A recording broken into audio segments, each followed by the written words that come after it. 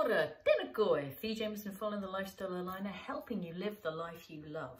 So, can you relate to a way that I definitely have felt from time to time, and maybe I still will again in the future, which is a little bit overwhelmed around the extent of the damage that's happened to our environment so far.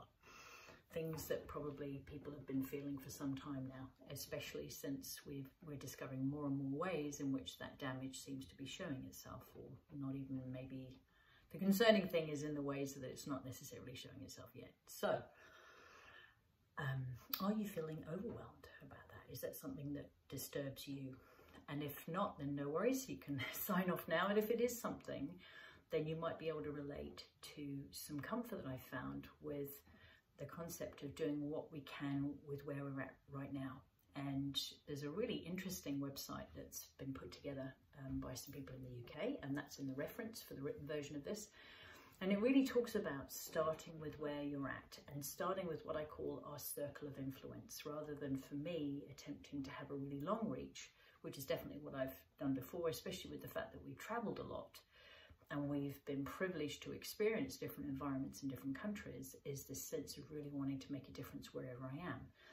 And that's where simply this circle of influence, it can be a really powerful way to begin.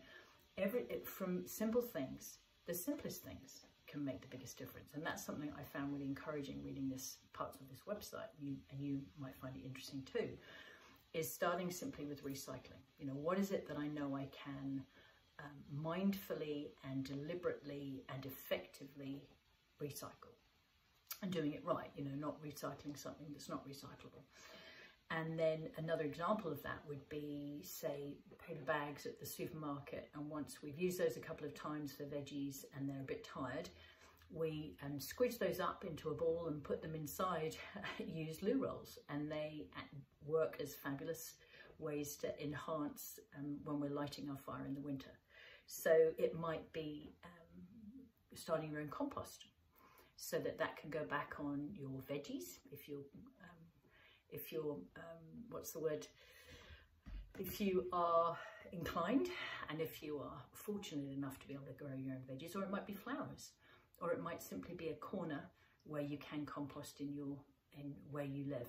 Or it might be that you're living in a place, some places, quite a few places in Auckland now, have got their own little compost bins where people are encouraged to put the household waste that is compostable, and then it gets collected each week by the local council.